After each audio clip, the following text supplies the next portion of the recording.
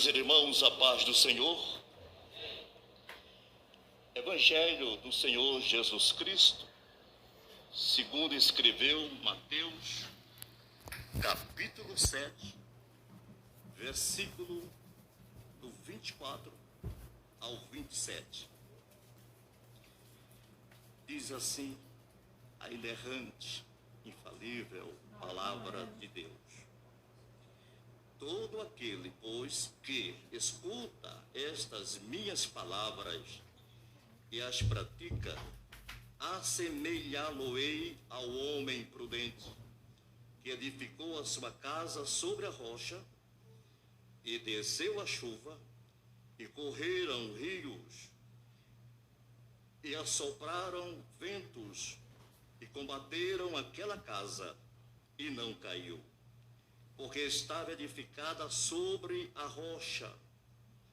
E aquele que ouve estas minhas palavras e não cumpre, compará-lo-ei ao homem insensato, que edificou a sua casa sobre a areia, e desceu a chuva, e correram rios, e sopraram ventos, e combateram aquela casa, e caiu, e foi grande a sua queda.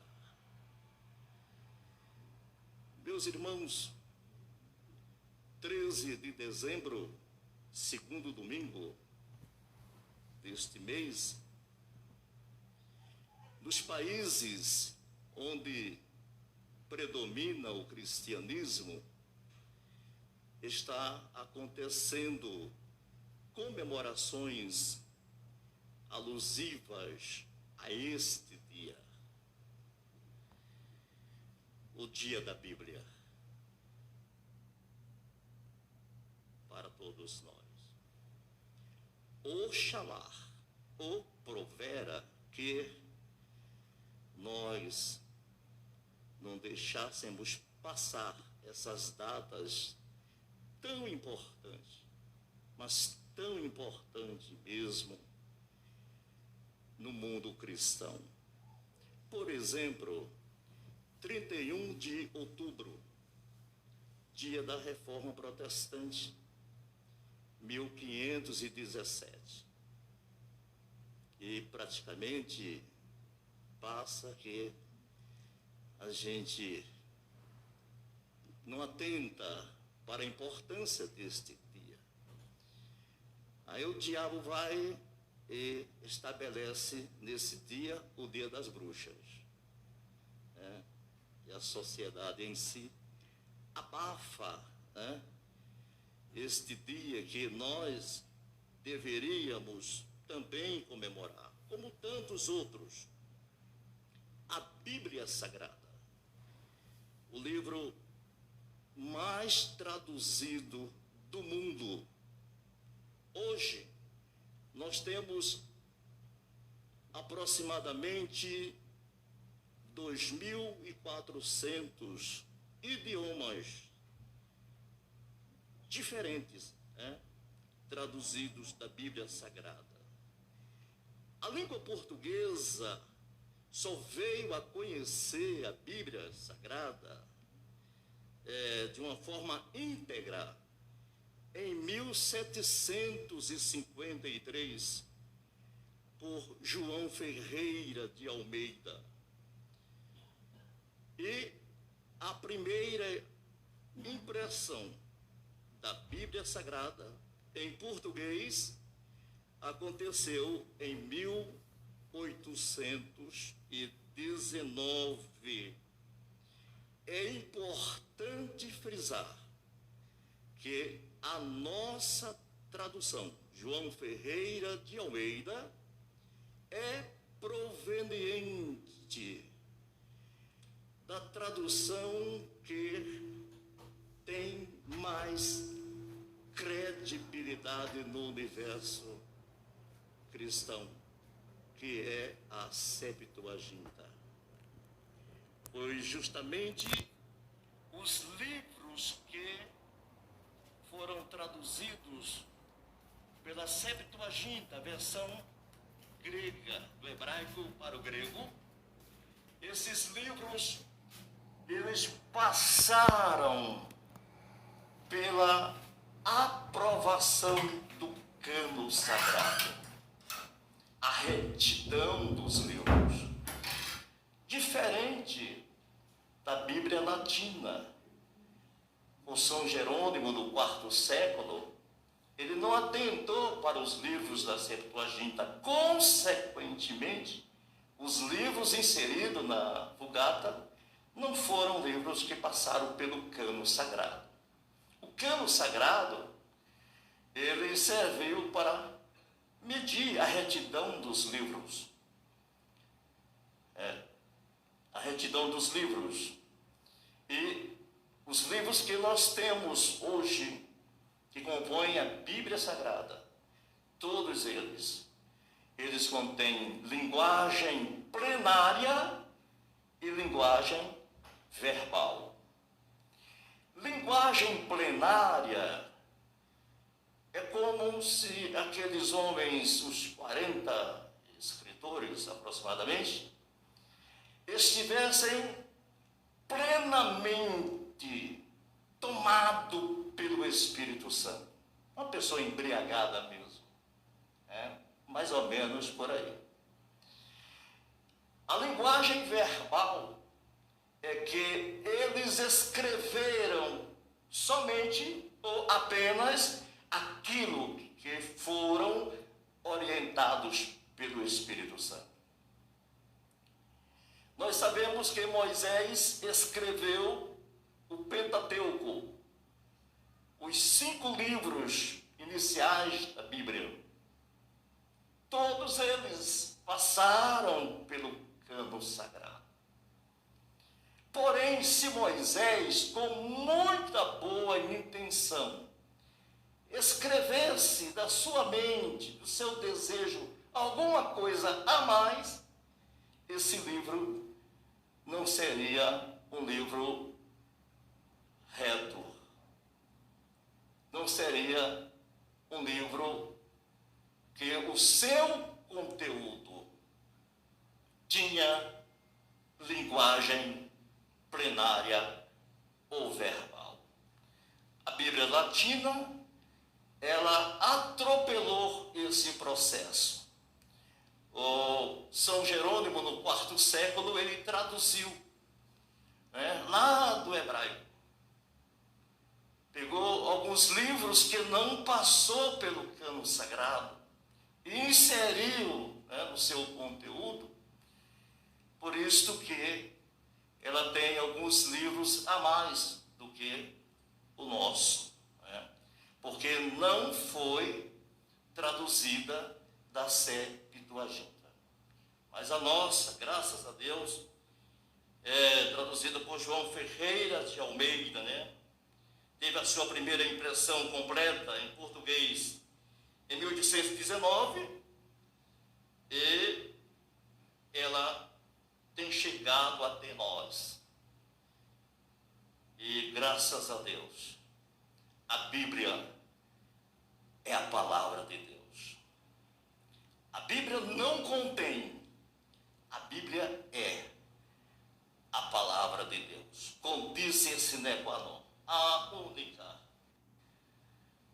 revelação de Deus aos homens para este período, o período da igreja. Bíblia Sagrada. Muito bem. Eu pergunto, qual lugar a Bíblia ocupa na sua vida? Pense nisto. Qual o lugar que a Bíblia ocupa na sua vida? É importante você refletir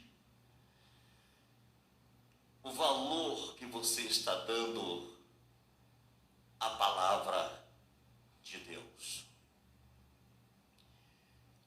No século II, século III da era cristã, esses séculos foram os séculos mais cruentos para o cristianismo. Período este conhecido como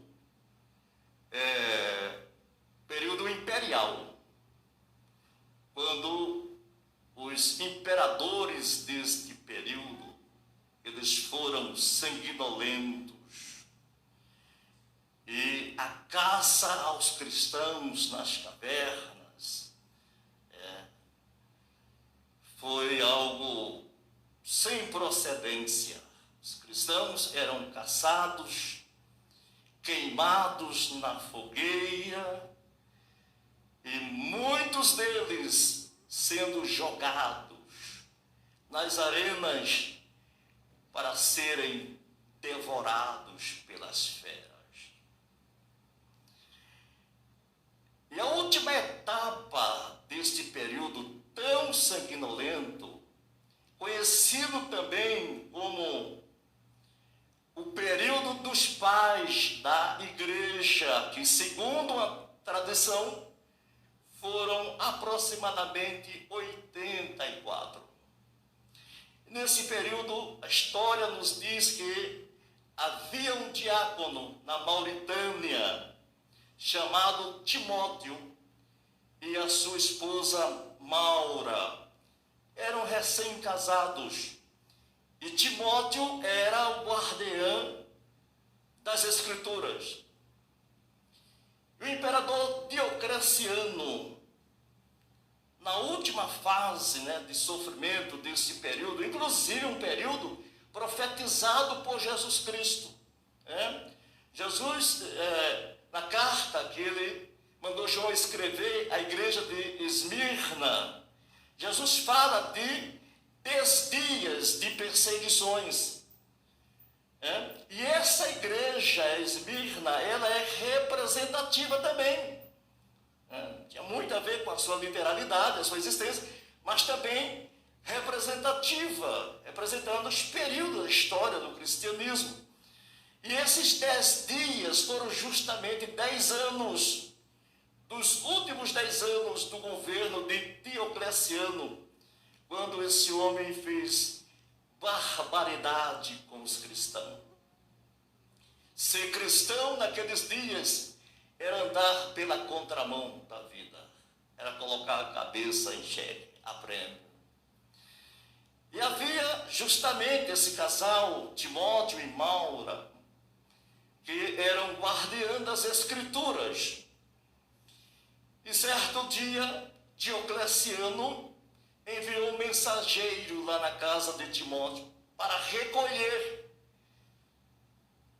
a Bíblia Sagrada, todo o material que ele tinha. Claro e evidente, naquela época precisava de carruagens para conduzir a Bíblia. E Timóteo olhou nos olhos do mensageiro e disse: ainda que eu tivesse filhos, daria para ser queimados, mas jamais entregaria a palavra de Deus. Quando o mensageiro falou isto para o imperador Diocleciano, o imperador ficou irado e mandou vazar os 2 olhos de Timóteo, dele e da sua esposa. E a história nos diz que posteriormente o imperador mandou um outro mensageiro para recolher o material, a Bíblia Sagrada. Timóteo disse: não entrego. Mas ela não serve mais para você. Timóteo respondeu: servirá para outros. E quanto a mim, eu já tenho ela guardada no meu coração. Glória a Deus. Faz-me lembrar as palavras do salmista, no Salmo 119, verso 11. O que é que está escrito? Muito bem. Guardei. Vamos dizer todos juntos, vamos lá? 3, 2, 1. Guardei a tua palavra no meu coração para não pecar contra ti.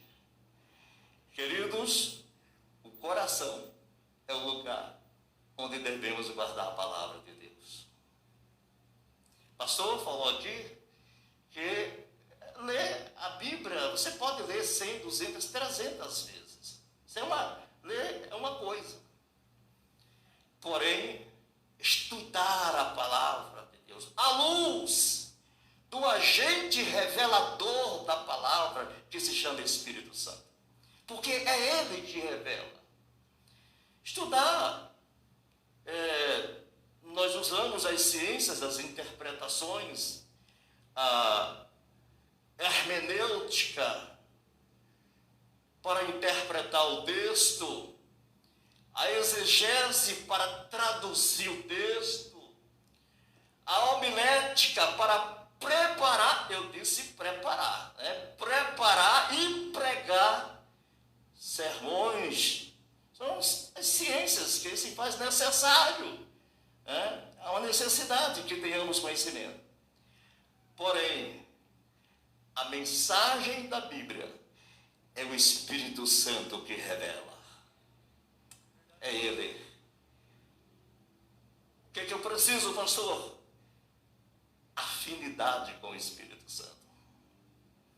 Quanto mais afinidade, mais revelação do Espírito Santo, mais conhecimento do projeto de Deus para todos nós. Muito bem, voltamos ao texto que nós lemos. O Sermão da Montanha é o maior compêndio teológico e doutrinário já conhecido entre os homens. Ele também é conhecido como as bem-aventuranças, que abrange 3 capítulos de Mateus: capítulo 5, capítulo 6, capítulo 7. Observamos que no início do sermão, do capítulo 5, versículo 1 e 2, observamos que Jesus começou a ministrar somente para os seus discípulos. Estavam ali somente os seus discípulos. E quando Jesus concluiu, lá no capítulo 7, versículo 28 de Mateus, concluiu o sermão, já havia uma grande multidão ouvindo a palavra de Deus. Jesus aproveitou aquele momento e introduziu, contou-lhes uma parábola que contém riquezas de detalhes e serve para o nosso aprendizado. Nessa parábola, Jesus apresentou 2 tipos de atitudes que as pessoas tomam, atitudes ou reações que tomamos ao ouvir a palavra de Deus. Esses 2 tipos de atitudes ou reações foi simbolizada em 2 construções, 2 casas. A primeira casa, a de número 24, conforme o texto. A segunda casa, a de número 26, conforme o texto. Agora, escute-me, por favor. 2 construções. Foram usados os mesmos materiais, os mesmos tijolos, as mesmas argamassas, o mesmo padrão, o mesmo modelo. Mas, de repente, algo aconteceu com as 2 casas. Uma casa de número 24 e a casa de número 26. O texto diz claramente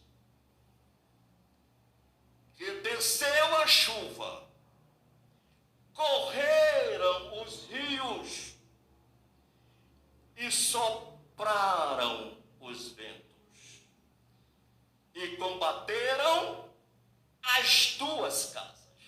As duas. Quer dizer, as duas casas, elas sofreram as mesmas pressões da chuva, das enchentes e dos ventos. Veja bem, meus irmãos, o combate sobre as duas foram iguais. As duas sofreram as mesmas adversidades. A adversidade vindo de cima, a chuva. A adversidade vindo por baixo, as enchentes. A adversidade vindo de frente, sopraram os ventos. Se bem que o vento sopra de todos os lados, né? De todos os lados. Eu pergunto a vós outros, não parece um retrato da nossa história? Sim ou não? Amém ou não amém? Parece um retrato da nossa história. A adversidade por todos os lados, por cima, pelo meio e por baixo. Parece o retrato da nossa história. Uma enfermidade que chega de uma forma inesperada. O desemprego que bate à nossa porta. O salário que se acaba antes mesmo de recebê-lo. Drogas que afligem as famílias e destrói tudo. Uma injustiça aqui, uma calúnia ali. Queridos, fazendo uma aplicação sistemática, a adversidade vindo de cima no espírito, e o espírito fica abatido. Espírito abatido faz secar os ossos. A adversidade vinda de lado na alma, a alma fica cansada, desesperada e amargurada. Quantos já sentiram amargura de alma aqui? Claro, todos nós. Só não devemos, né? Podemos, quer dizer, poder pode, não devemos sentir raiz de amargura. Isso aí é uma ferida. Mas a amargura de alma, quantas e quantas vezes, né, sentimos a nossa alma amargurada? A adversidade vinda por baixo, no corpo. Nosso corpo está sujeito a todo tipo de doença, de enfermidade. Então, queridos, tudo isto nós sofremos. Agora vamos voltar para as duas casas. Quais são os números das casas? 24 e 26. A de número 24 não caiu. Diga comigo, não caiu. Ela suportou a adversidade. A de número 26 caiu. Digam todos, caiu. Não suportou as adversidades. Esta parábola é uma das poucas que Jesus, antes mesmo de relatar, ele deixou uma dica, né? Deixou uma dica para todos nós. Ele compara o praticante da palavra de Deus a uma construção sobre a rocha. E a rocha aqui é a palavra de Deus. Faça assim com a sua Bíblia. Levante a Bíblia, por favor. Pronto. Eis a rocha. A palavra de Deus. Obrigado. Uma casa caiu, a outra não caiu. A que caiu não estava construída sobre a rocha. A que não caiu estava construída sobre a rocha, sobre a palavra. Agora escute. Tempestades, enchentes, vendavais não construída sobre a rocha. Deixa eu melhorar um pouco dessa figura de linguagem aqui, tirar um pouco. Tempestades, enchentes, ventos e vendavais não derruba crente edificado na palavra de Deus. Não, de maneira nenhuma, não derruba na palavra. Se você está passando por um processo de escuridão, de densas trevas, ela é a luz para clarear o teu, o meu, o nosso caminho. Se você está sedento, sentindo sede, ela é a água que dessedenta a nossa sede. Se você está sentindo fome, eis aqui o pão do céu para todos nós. Glória a Deus.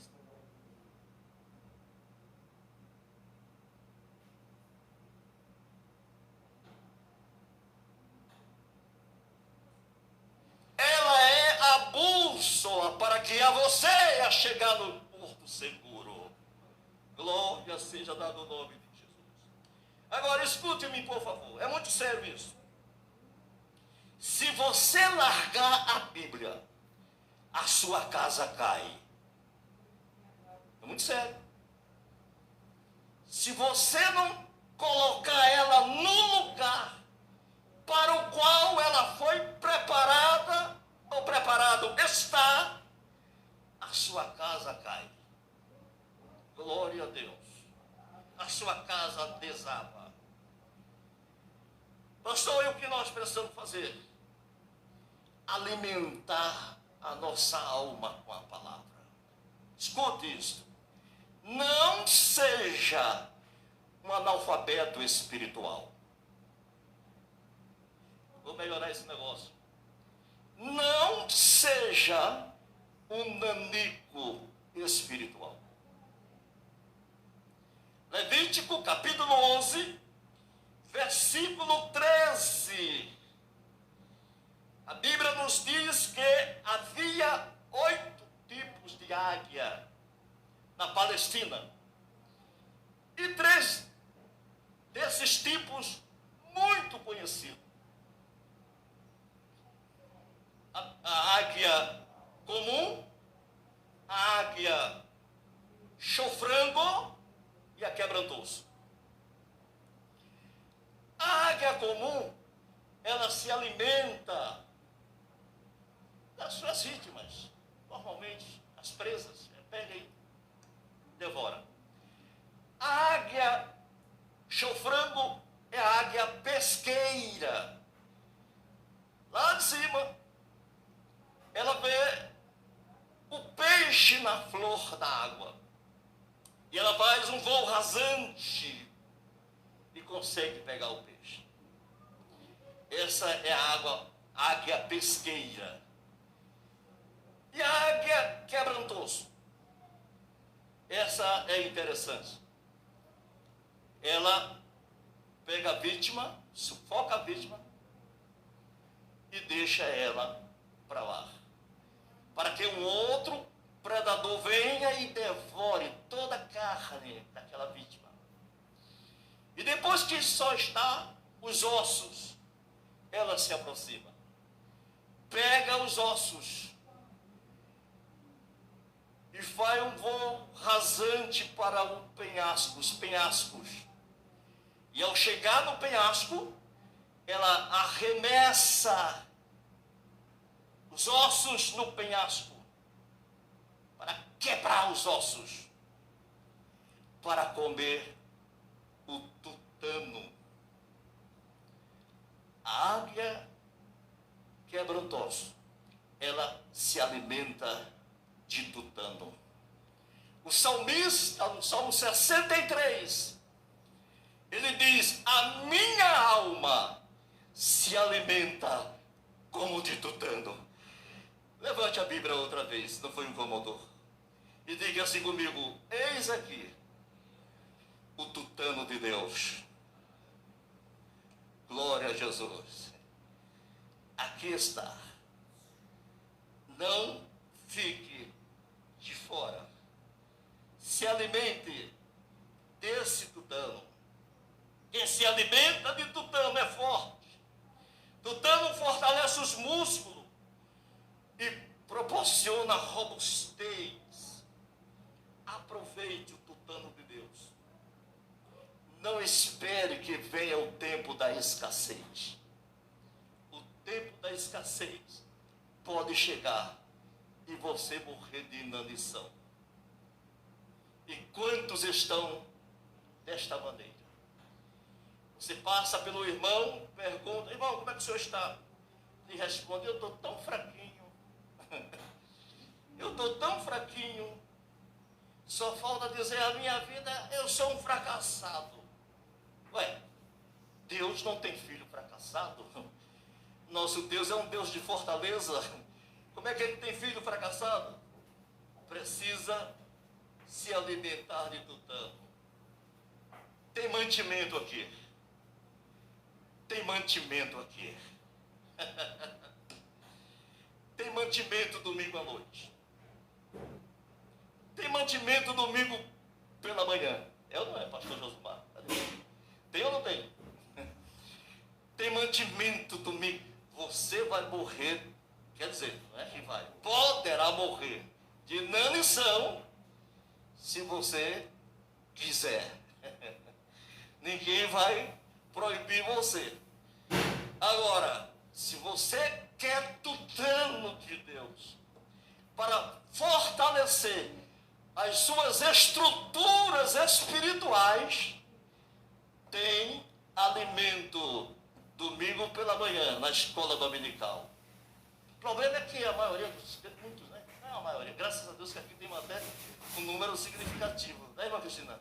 Até um número razoável, né? Mas o que é que você está fazendo que não vem à escola dominical? Está fazendo o que dia de domingo? Vai ser sabatista para ver? Faltou 2 sábados ou vai na tua casa? Acorrenta você e leva para a igreja. Ah, pastor, eu já sei muito. Venha ensinar. Tem vaga ou não temos? Claro, vem ensinar, sabe muito. Pastor, eu não sei de nada. Vem aprender.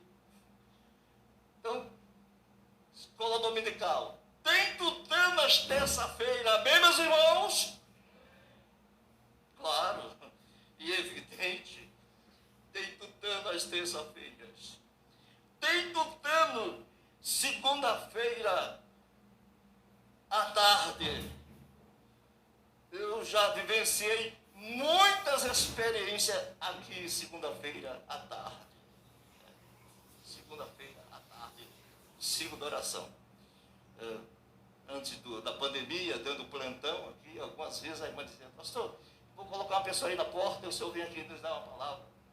E eu era que saía revigorado. Revigorado. Eu um dia preguei aqui: Lodebar não será para sempre. Eu tinha alguém que estava em Lodebar e precisava ser retirado de lá. E cumpriu-se literalmente. Vou dizer baixinho para ninguém ouvir. Até gente morreu. Mas o propósito de Deus, que Deus queria, aconteceu.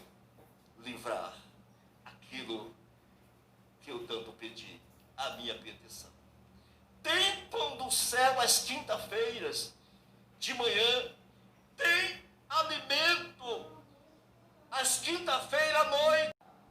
Tem mantimento para você, meu irmão. Não morra de inanição.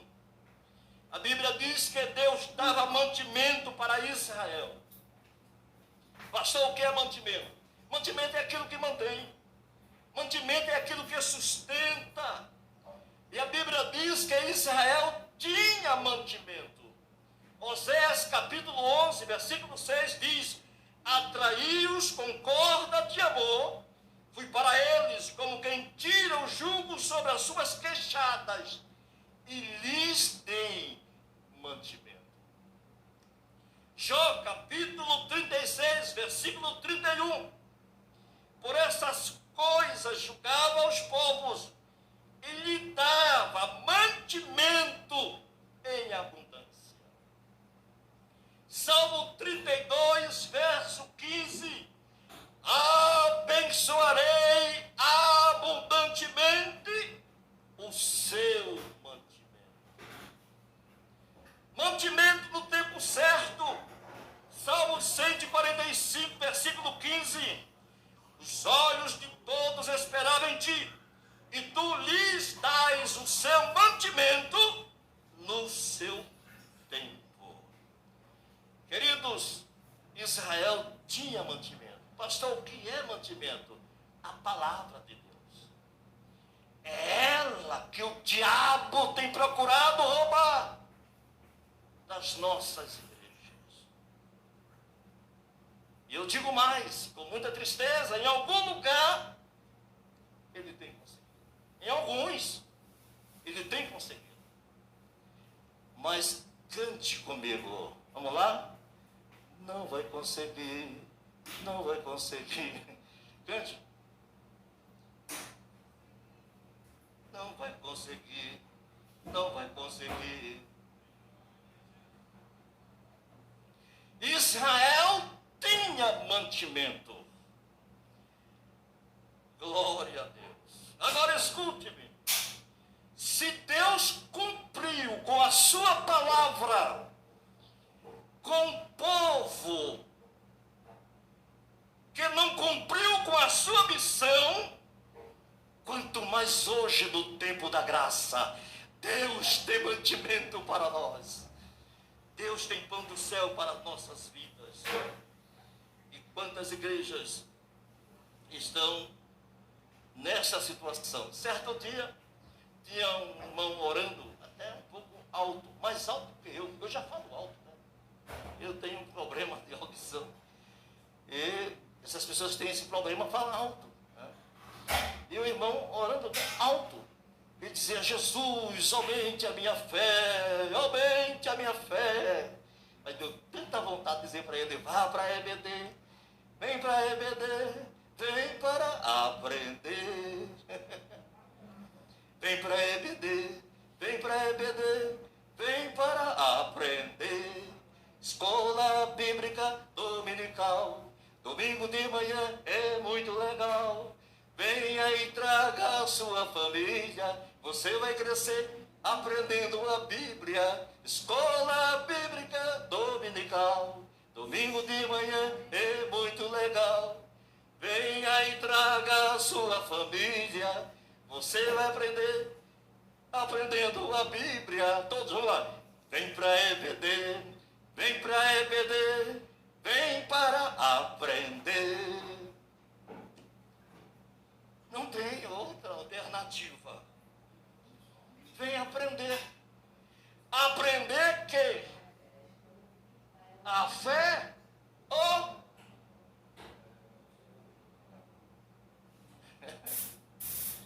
você pode passar um tempo orando: Senhor, aumenta, aumenta. Ele vai dizer: esse meu filho parece que não é da Assembleia de Deus do Belém, São José dos Campos. Vem para a EBD. A fé é ouvir a palavra de Deus. Aí nós teremos a nossa fé aumentada. A Bíblia diz que Moisés já tinha morrido, e Josué tinha uma grande missão pela frente. Era a etapa final da caminhada de 40 anos. E eis a recomendação de Deus,